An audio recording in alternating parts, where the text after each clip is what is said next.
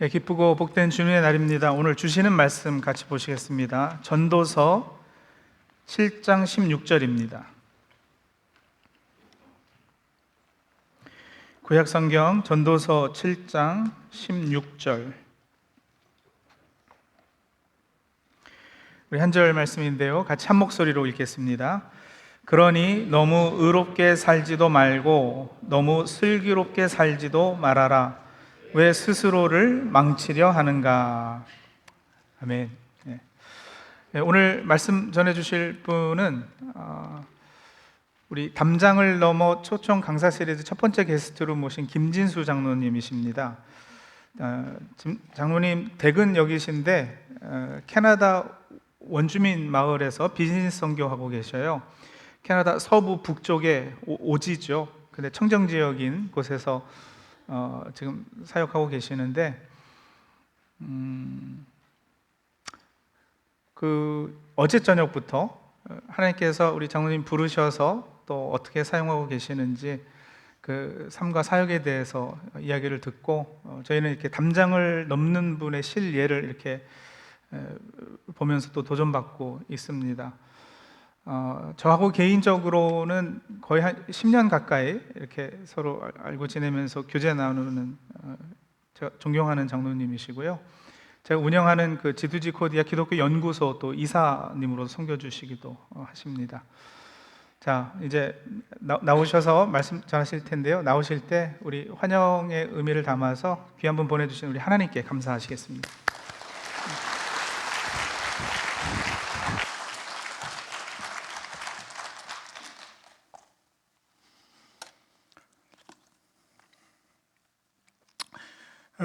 나의 삶을 간증하는 것은 쉬운 일이 아닙니다.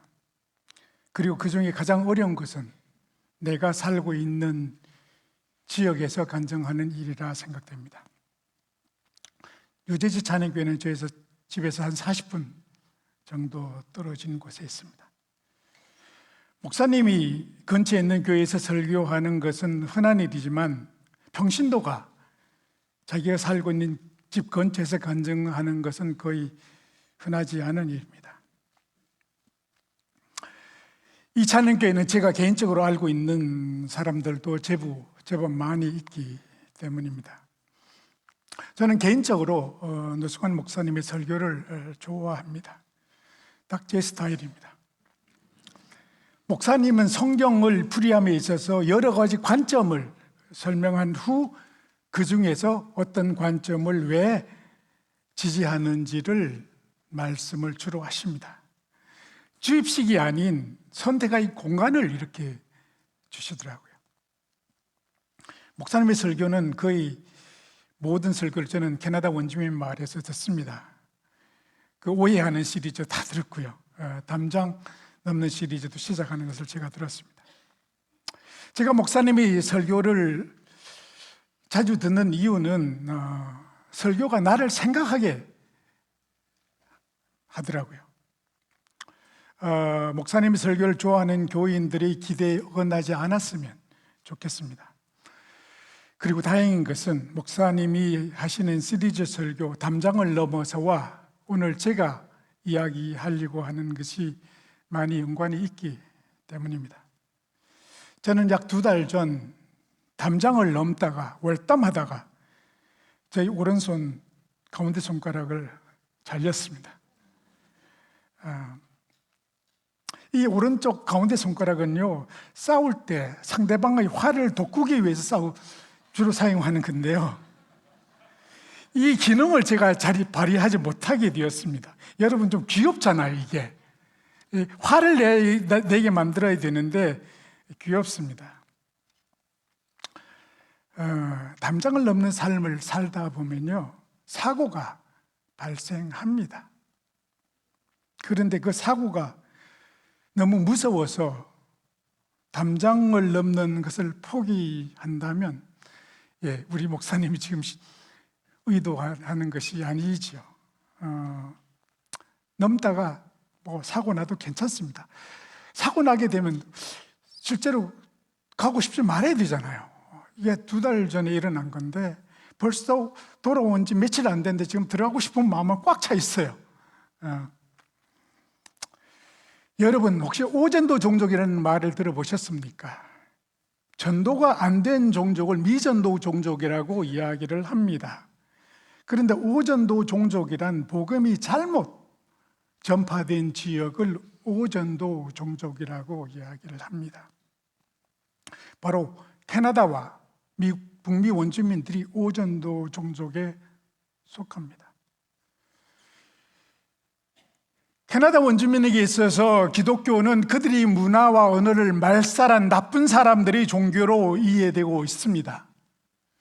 특히 레지덴셜 스쿨이라는 것을 통해서 그들이 언어와 문화를 말살하려고 한 지역들이 기독교인들이었습니다. 레지덴셜 스쿨은 아동이 5살이 되게 되면 부모와 강제 격리시켜서 기숙학교에 보내졌습니다. 그리고 그곳에서 원주민의 언어와 문화를 말살한 사건입니다. 엄청난 아동학대가 일어났습니다. 많은 아동들이 죽었습니다. 그 주역을 담당한 사람들이 바로 기독교인들이었습니다. 몇 년 전에 한 원주민이 페이스북에 올린 글을 제가 나누겠습니다. 기독교인은 나에게 예수가 나를 위해서 돌아가셨다고 이야기한다. 나는 그들에게 우리의 조상들도 나를 위해서 죽었다고 이야기한다. 바로 기숙학교에 있었던 그들의 선조의 죽음을 이야기하는 것입니다. 그들은 예수를 믿지 않으면 내가 지옥불에 떨어진다고 이야기한다. 그들은 이것을 나의 백성을 죽이고 지배하기 위해 무기로 사용했다. 나는 교회에 나가는 사람들 증오하지는 않는다. 그러나 나는 교회가 우리에게 한 일에 대해서는 분노한다. 지난 몇 년간, 특히 코비드 기간 동안에요, 캐나다에 있는 제법 많은 교회가 원주민의 분노에 의해서 불탔습니다. 저희 동네 교회도 불탔습니다. 기숙학교를 통한 아동들의 그 유골들이 계속 발견되었기 때문입니다. 여러분, 이런 상황 속에서 선교가 가능하다고 여러분 생각하십니까? 미전도 종족에게 선교하는 것이 어려울까요? 아니면 오전도 종족에게 선교하는 것이 어려울까요? 오전도 종족이 훨씬 더 어렵습니다. 왜냐하면 디톡스 작업부터 해야 되기 때문입니다. 디톡스 작업은 그들이 선입감이 틀렸음을 삶으로 보여주는 작업입니다. 제가 지금 하고 있는 것은 바로 이 디톡스 작업입니다. 그들에게 기독교인 중에서 좋은 사람이 있음을 보여주는 작업입니다. 저희 동네 사람들은 내가 기독교임을 모두 알고 있습니다. 지금까지 제가 14년 동안 해온 일은 그들이 선입감이 틀렸음을 삶으로 보여주는 것이었습니다.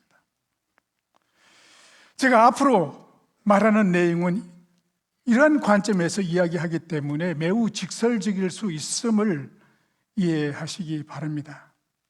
그 이유는 제가 오전도 종족인 캐나다 원주민과 같이 살아가고 있고 그 해결책을 찾으려고 발버둥 치고 있기 때문입니다. 제 개인 소개를 간단하게 하겠습니다. 왜냐하면 나의 과거의 삶이 어떤 한 정점을 향해서 움직여 왔음을 제가 깨달았기 때문입니다. 저는 강원도 삼척에서 가난한 농부의 아들로 태어났습니다. 저희 큰형님은 알코올 중독으로 40대에 돌아가셨고 둘째 형님은 군대에서 자살하셨고 누님은 초등학교도 나오지 못하셨습니다.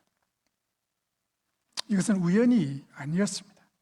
원주민 4명 중에 1명이 알코올 중독이고 자살률은 평균 제 6배에 달합니다. 10살짜리가 자살을 합니다, 여러분. 고등학교 중퇴율은 50%가 넘습니다. 나의 형제가 있었던 알코올 중독, 자살, 저항력, 이 3가지 문제는 오늘날 원주민의 문제인 것이 어찌 우연이라고 말할 수가 있겠습니까? 저는 30살에 미국에 유학 와서 스티븐스 공대를 졸업한 후, 그 컴퓨터 사이언스 석사 과정입니다. 3학기에 졸업한 후 창업한 지 얼마 안 되는 작은 회사에 들어가서 5년간 근무한 후 집에서 아무것도 모르는 상태에서 이미지 솔루션스라는 회사를 집에서 혼자 창업을 했습니다. 저희 회사는 제약회사가 주 고객이었고 신약 신청에 필요한 컴퓨터 소프트웨어 솔루션을 제공하는 회사였습니다. 저희 회사는 최초로 종이 문서가 아닌 PDF 파일로 된 전자문서 20만 장의 노바티스 제약회사의 신약 신청을 FDA 하게 됨으로써 급성장하기 시작을 했습니다. 저는 회사를 창업한 지 18년 동안 거의 500명의 회사로 성장시켰고 2010년 저는 저희 회사를 CSC라는 대기업에 판매하였습니다. 그리고 제법 큰 돈을 벌었습니다. 바로 그 해, 파는 해. 알래스카와 인접한 카나다 동네로 단기 선교를 갔다가 저는 하나님의 부르심을 받았습니다. 바로 그 해가 회사를 파는 해였고 회사를 팔고 나서 무엇을 할까 하고 고민하고 있었을 때였습니다. 하나님께서는 그 기회를 놓치지 않으셨습니다. 제가 사는 지역에서는 북미에서 자연산 송이버섯이 제일 많이 나는 지역입니다. 원주민 추장이 저보고요, 여기 송이 가격이 폭락하는데 좀 막아줄 수 있는가 하는 부탁을 해왔습니다. 그리고 제가 그 할 일을 할까 말까 망설이고 있었을 때 하나님께서는 에서드에 주셨던 말씀을 저에게 주셨습니다. 내가 왕후의 자리를 얻은 것이 이 때문을 위함이 아닌지 누가 알겠느냐 하는 바로 이 말씀이셨습니다. 저는 그것을 하나님의 부르심으로 받아들였습니다. 2010년 8월 6일은 나에게 매우 특별한 날이었습니다. 내가 왜 존재하고 있는지를 깨달은 날이기 때문입니다. 그리고 과거의 모든 성공과 실패, 기쁨과 아픔, 이 모든 사건들이 한 종점을 향해서 움직여 왔다는 것을 깨닫게 되었습니다. 그리고 앞으로 내가 무엇을 하고 살아가야 할지를 알게 되었습니다. 바로 캐나다 원주민을 위한 삶입니다. 이 깨달음은 나에게 엄청난 축복이었습니다. 그날 이후 저는 구원의 확신에 대한 물음 자체가 큰 의미가 없음을 저는 깨닫게 되었습니다. 저는 죽어서 가는 천국에 대해서는 별로 관심을 가지지 않게 되었습니다. 오늘 당장 죽어도 좋다는 생각을 하게 되었습니다.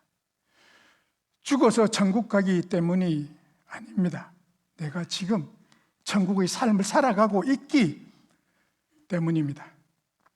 이 세상에서의 천국의 삶이란 편한 삶을 의미하지 않습니다. 부한 삶도 의미하지 않습니다. 고통이 없는 삶도 의미하지 않습니다.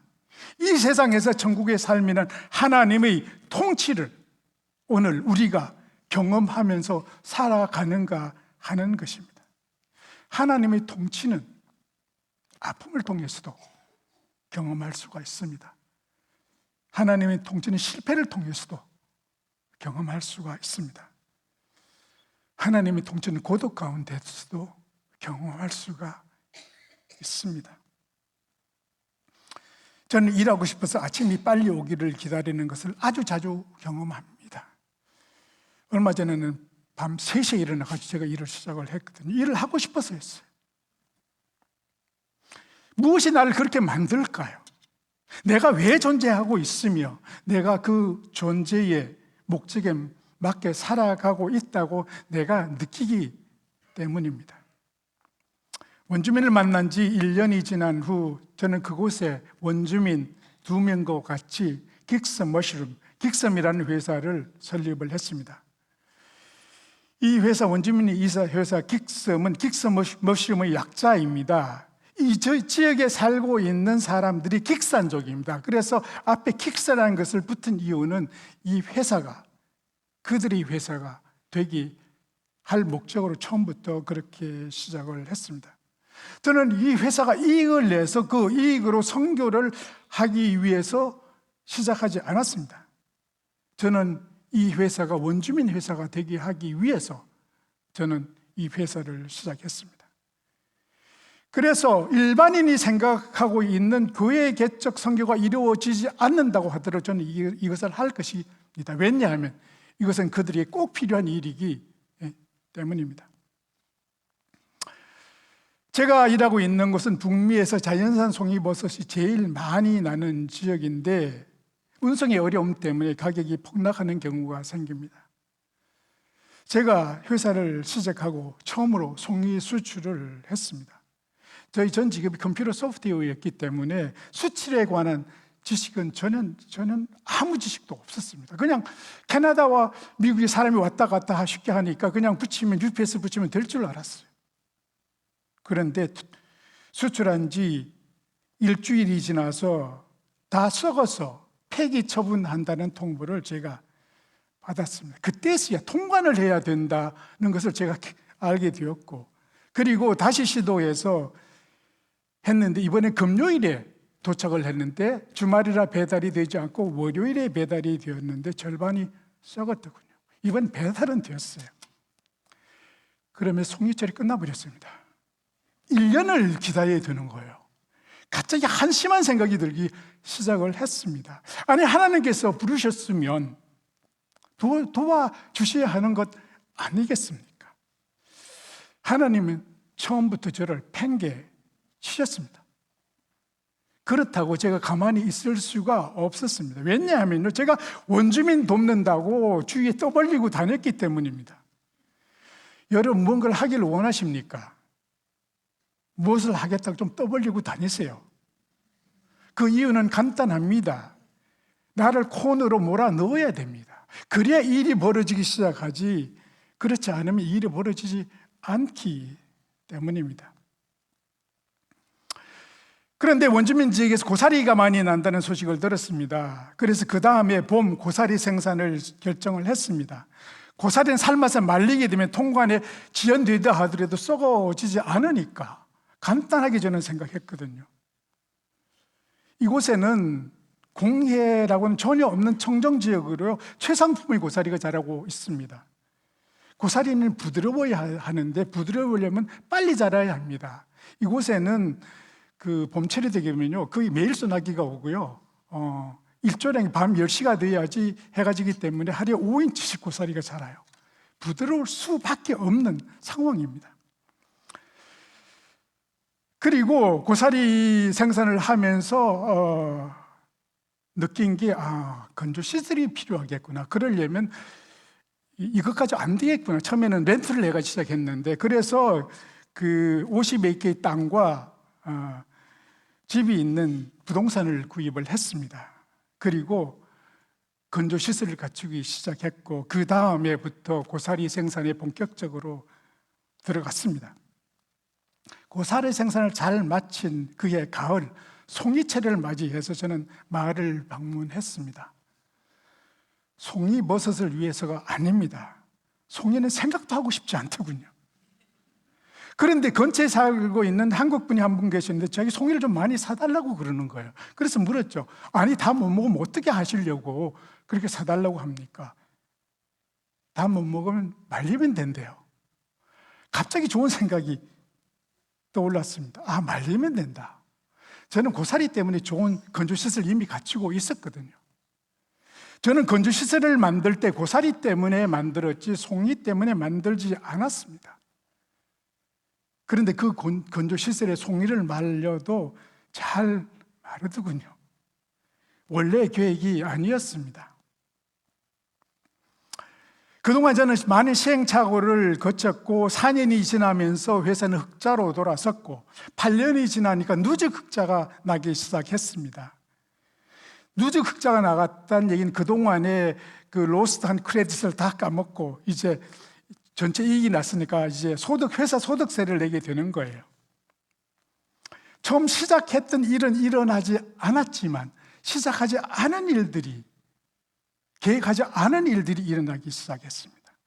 처음에는 하나님께서 침묵하시는 줄 알았는데 침묵하신 것이 아니라 하나님께서는 다른 일을 하고 계셨습니다. 하나님께서는 내가 하나님이 일을 한다고 해서 무조건 일이 잘 풀리게 해 주시지 않으셨습니다. 하나님께서 나의 실수를 사용하셨습니다. 실수가 없었다면 가을에 싱싱한 송이버섯만 했을 거예요. 건조시설을 갖출 필요가 없었기 때문입니다. 그런데 실수 때문에 봄철에 고사리, 가을철에 송이버섯, 겨울철에 차가버섯을 추가로 생산할 수 있게 되었습니다. 이제는 저희 동네에서요, 저희가 제일 큰 송이바위입니다. 원주민을 만난 지 10년이 지나서 저는 원주민의 한 사람으로 받아들이게 되었습니다. 원주민으로 받아들여진다는 얘기는 원주민 이름을 갖게 된다는 이야기입니다. 여러분, 원주민 이름, 늑대와의 춤을 Wolf, Dance with Wolf 이런 거 있잖아요. 저희 그 원주민 이름은 딜델렉 스캐니스트, 영어로 Shining Mountain, 제가 빛나는 산, 광산입니다. 저는 울프 클랜, 늑대족에 속합니다. 제가 늑대같이 생겼나요? 늑대 잘생겼거든요, 솔직히 자세히 보면요. 그리고 회사를 시작한 지 11년이 지나서 저는 같이 일할 선교사가 조인을 했습니다. 그 이름은 서진수입니다. 제 이름이 김진수잖아요. 이름이 똑같고 성만 달라요. 그리고 저는 몇 년 전부터 또한 새로운 비즈니스를 꿈꾸기 시작을 했습니다. 그리고 그들에게 가장 필요한 비즈니스가 어떤 것일까 고민하다가 그들이 가지고 있는 가장 큰 자원이 무엇인가를 고민하다가 목재임을 저는 발견하고 몇 년 전부터 저는 이제 제재소를 짓기 시작을 했고 그 제재소에서 목재를 생산하고 일단은 제가 그 목재를 내가 생산한 목재를 내가 사용을 해서 올해는 건물 하나를 근사하게 지었습니다. 특히 이제 다목적용인데요. 저는 이 일이 쉽지 않다는 것을 알고 있습니다. 제가 이 일을 끝내지 못할 수도 있습니다. 그러나 누군가가 씨앗을 뿌려야 되고 그것이 나로가 된다면 나는 그것으로 만족할 것입니다. 어떻게 될지 몰라요. 이 제재소가 어떻게 성장할지 모르지만 누군가가 시작해야 되고 그 누군가가 제가 된다면 저는 충분한 가치가 있다고 생각을 하게 되었습니다. 저는 처음에 이 일을 한 7년이면 끝날 줄 알았거든요. 그러다가 20년으로 바꾸었습니다. 그 얘기는 나 일생을 다 바치겠다는 얘기였고 최근에는 30년으로 바꾸었습니다. 그 얘기는 내가 끝나지 못하겠다는 생각을 하게 된 거예요. 결국 내가 끝나지 못하면 나를 이어서 다른 사람이 이것을 끝내주어야 되겠다는 생각을 하게 되었습니다. 저는 이것이 쉽지 않음을 너무나도 잘 알고 있습니다. 저는 큰 꿈만 꾸지 않습니다. 저는 현실을 직시할 수 있는 눈은 최소한 가지고 있습니다. 우리는 하나님의 은혜에 대해서 자주 말하곤 합니다. 여러분은 하나님의 은혜를 어떻게 느끼시고 계신가요? 우리는 흔히 하나님의 은혜를 나의 죄를 용서하시고 나를 축복해 준 것을 하나님의 은혜로 알고 있습니다. 그러나 나에게 있어서 하나님의 은혜란 내가 실수를 했는데 그것이 실패로 끝나지 않고 새로운 시작이 되게 하셨다는 것입니다.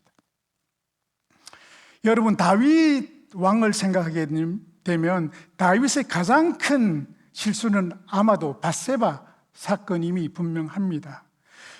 그는 그의 충실한 장수 우리아의 아내인 밧세바와 부적절한 관계를 가졌습니다. 그리고 그 사건을 은폐하는 과정에서 우리아를 죽였습니다. 어찌 가장 큰 실수가 아니겠습니까? 그런데 그 사건이 실수로 그냥 끝나지 않았습니다. 이 실수는 다윗에게 새로운 출발점이 되게 하셨습니다. 이것이 다윗에게 은혜라는 말입니다. 이 실수가 없었다면 우리가 그렇게 존경하는 하나님께서 언급하는 다윗은 없었을 것으로 저는 생각을 합니다. 성경은 수많은 곳에서 다윗 왕과 다른 왕을 비교하면서 이렇게 말합니다. 그 조상 다윗과 같이 정직히 행하지 아니하고. 저는 이상하더라고요. 정직이라니. 밧세바 사건만 보면요, 정직하지 않았거든요. 그는 바세바 사건 그 순간에는 하나님이 보고 계신다는 생각을 전혀 하지 않고 살아갔을 거예요. 그러나 바세바 사건을 통해서 그는 하나님께서 자기의 모든 것을 보고 계신다는 것을 깨닫게 된 것이라고 저는 생각을 합니다. 실수를 하면 실패로 끝나야 하는 것이 정상이 아닌가요? 그런데 그것이 새로운 시작이 되게 하셨다면, 그리고 그 실수를 통해 삶이 더 풍성해졌다면, 이것을 은혜라는 단어 말고 무엇을 여러분이 표현할 수가 있겠습니까? 저도 하나님의 은혜를 많이 경험한 사람입니다. 내가 실수를 했는데 그것이 새로운 시작이 되게 하셨습니다. 저는 대학 교수가 되기 위해서요, 서울대학교를 3번이나 시도했는데 3번 다 떨어졌습니다. 실력이 없어서이겠죠, 당연히. 그래서 무언가를 새로운 것을 찾다가 제가 일하는 한국전력에서 컴퓨터를 접하게 되었고, 그것이 새로운 시작이 되게 하셨습니다. 그때 나이가 25살이었습니다. 저는 송이버섯 수출에 실패를 해서 다른 아이템을 찾다가 고사리 사업을 시작했고, 그 고사리 사업 때문에 건조시설을 갖추게 되었으면 그것 때문에 송이버섯을 다시 하게 되었습니다. 실패가 새로운 시작이 되게 하셨습니다. 나의 삶을 정리한다면 은혜의 삶입니다. 그런데 하나님께서 나에게 왜 이런 은혜를 베풀어 주셨을까요? 나를 편하게 먹고 잘 살려고, 그냥 가족과 같이 먹고 잘 살려고 이렇게 주셨을까요? 분명히 하나님께서는 나의 도움이 필요한 사람을 도우라고 이렇게 해 주셨습니다. 그래서 저는 나누는 삶이 전혀 어렵지가 않습니다. 저는 회사 원주민에서 긱섬을 운영하면서 어떤 가치를 가지고 운영해야 되겠다는 생각을 했고, 핵심 가치 3가지를 정했습니다. 그 첫 번째는 인테그리티, 정직이고, 두 번째는 쉐어링, 나눔이고, 세 번째는 인디펜던스, 자립입니다. 이 3가지, 정직, 나눔, 자립, 이 3가지를 가지고 저는 회사를 운영하고 있습니다. 정직에 대해서 이야기를 하겠습니다. 왜냐하면 이것이 나에게 삶에 있어서, 전에 ISI라는 그 회사를 운영할 때 첫 번째 밸류가 인테그리티, 정직이었거든요. 정직인 우리 크리스찬 삶에 있어서 매우 중요한 가치입니다. 정직은 하나님의 임재를 삶으로 표현할 수 있는 가장 확실한 것이기 때문입니다. 여러분은 어떨 때 정직하지 않습니까?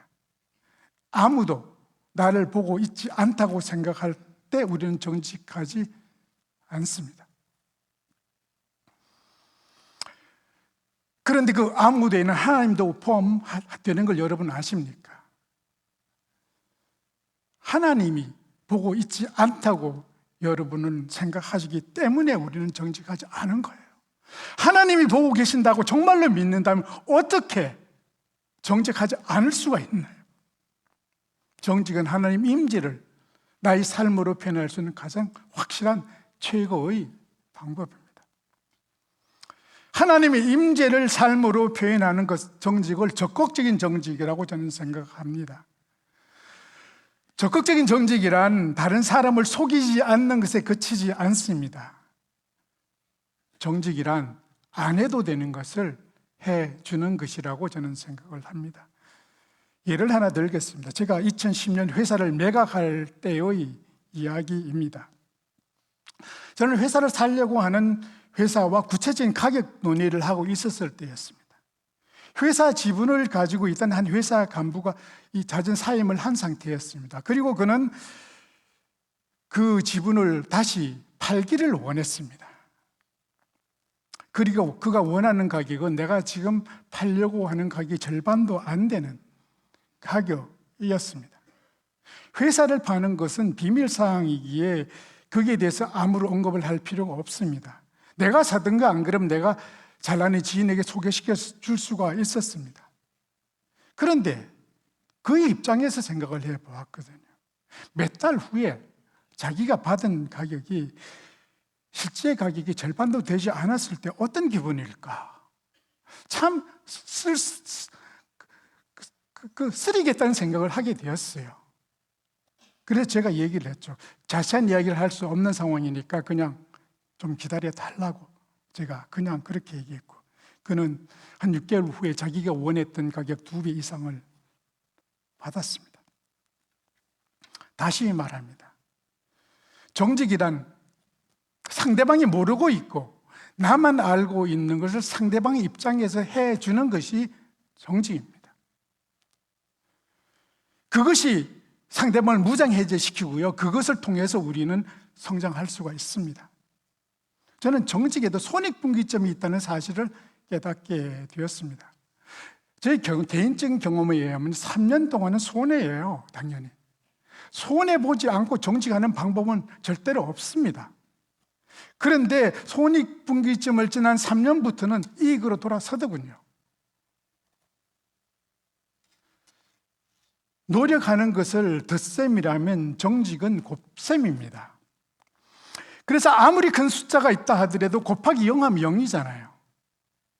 우리는 주위에서 너무나도 정말로 훌륭하다고 했던 분들이 하루아침에 무너지는 것을 가끔 보곤 합니다. 능력이 없어서가 아닙니다. 관계가 없어서도 아닙니다. 정직하지 않기 때문입니다. 많은 사람들 실수를 했을 때 그 마이너스를 극복하는 방법을 플러스를 통해서 하려고 하고 있어요. 그래서 더 노력을 하고 더 노력을 합니다. 그런데 여러분 또 다른 방법이 있음을 여러분 아십니까? 마이너스 곱하기 마이너스를 하면 됩니다. 저희 아내는 마이너스 곱하기 마이너스가 플러스인지 헷갈린다고 얘기를 하더군요. 좋은 초등학교를 나와야 됩니다.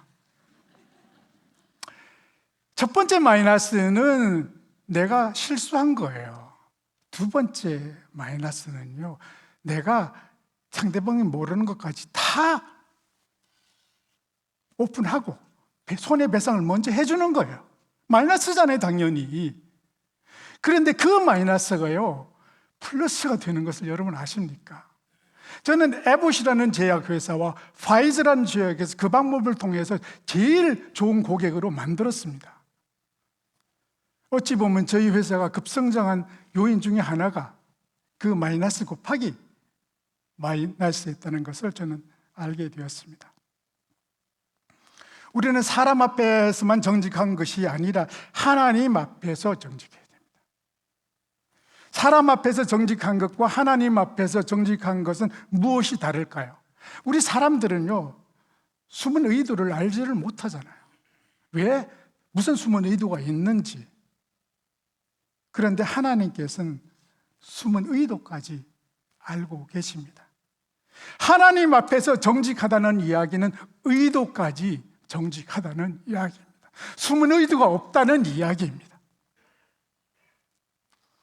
캐나다 원주민을 점령한 백인들은 하나님 앞에서 정직하지 못했습니다. 그들은 숨은 의도를 가지고 원주민에게 무료로 돈을 주기 시작했고, 그 무료로 준 돈이 원주민을 무기력하게 만들어 버렸습니다. 두 번째 가치는 나눔인데, 이 두 번째 가치 나눔은 저는 자립과 매우 밀접한 관계가 있음을 알게 되었습니다. 즉, 나눔은 반드시 자립을 최종 목적으로 해서 행하여져야 된다는 이야기입니다. 자립의 근거를 두지 않는 자선은 해악을 끼칠 수 있다는 이야기입니다. 오늘 전도서 7장 16절에는 다음과 같은 말씀이 있습니다. 지나치게 의인이 되지 말며 지나치게 지혜자도 되지 말라. 어찌 스스로 패망케 하겠느냐. 저는 솔직히 젊었을 때 이 일이 좀 말장난같이 들렸어요.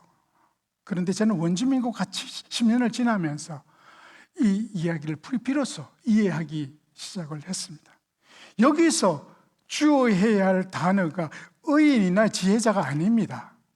지나치다는 말입니다. 지나치게 도움을 주는 것 자체가 패망이 될 수 있다는 이야기입니다. 여러분 혹시 탁식 체리티라는 말을 들어보셨습니까? 책도 있어요. 탁식 체리티라는 책을 제가 사서 이렇게 했는데, 탁식이라는 얘기는 독이 있다는 뜻이고요, 체리티는 자선이잖아요. 독이 있는 자선이 있다는 이야기예요. 텍스 체리티는 4가지 단계가 있습니다. 첫 번째, 사람이 도와주게 되면요, 감사를 합니다. appreciation을 합니다. 그 다음 단계는요, anticipation, 기대하기 시작을 해요. 그 다음 단계로 들어가는 게 entitlement, 당연히 여기기 시작을 하고요. 마지막 단계는 안 해주면 불평하기 시작을 합니다. 그것이 탁식 체리티의 자연 코스예요. 모든 일반인에 일어나고 있습니다. 우리들이 자녀 교육도 틀리지 않아요.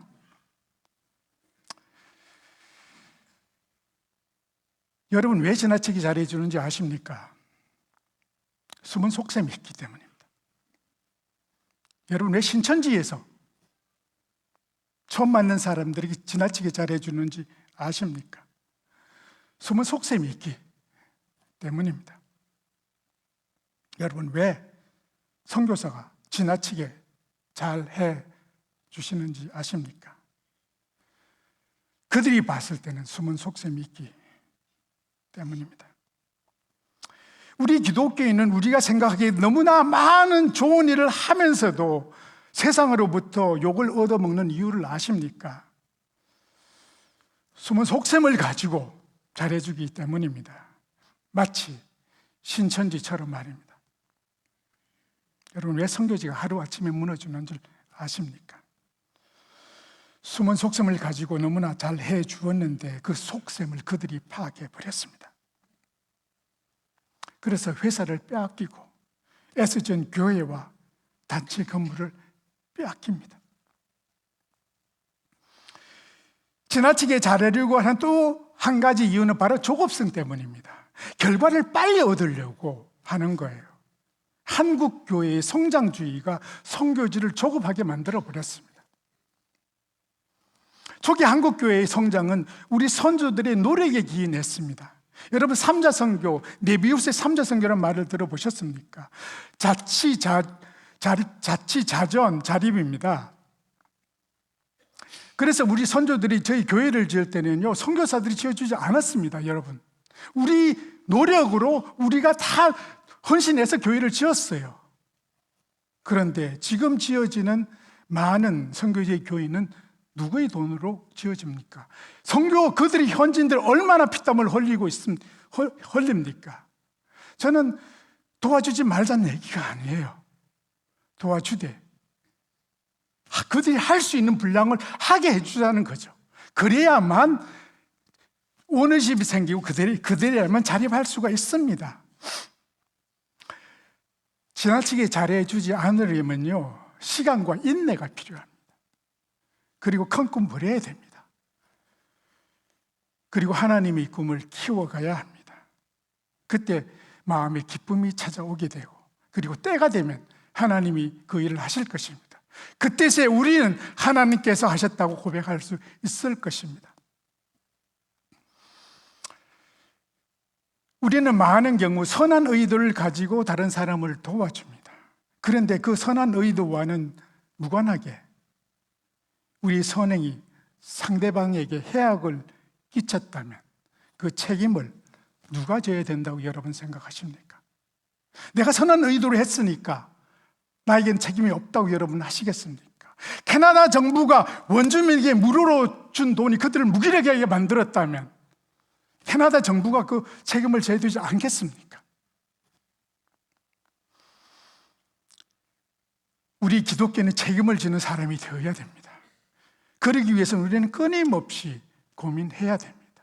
나의 도움이 그들을 정말로 자립하게 되는지, 정말로 도움을 주는지 우리는 끊임없이 고민해야 됩니다. 그것이 절대로 쉽지가 않습니다. 어떤 기준이 없기 때문입니다. 기준은 항상 움직이기 때문입니다. 그렇기 때문에 우리는 항상 고민해야 되고 항상 노력을 해야 된다는 이야기입니다. 저는 원주민에게 절대로 그냥 잘해주지 않습니다. 저희 있는 곳에서 한 2시간 떨어지는데 한 그 교회는 한국 선교사님 계신데 교회 나오면 돈 준다, 20불 준다는 소문이 쫙 퍼져 있어요. 저는 그렇게 하지 않습니다. 저는 그것보다 더 중요한 것은 고사리 구입할 때 정당한 가격 주고 송이 살 때 정당한 가격 주는 것은 더 중요하다고 생각을 하고 있거든요. 그리고 저는 송이철이 되게 되면 저한테 송이를 제일 많이 파는 상위 20명을 선택해서 5%를 돌려줍니다. 보너스를 주는 거예요. 그러면 되게 좋아해요.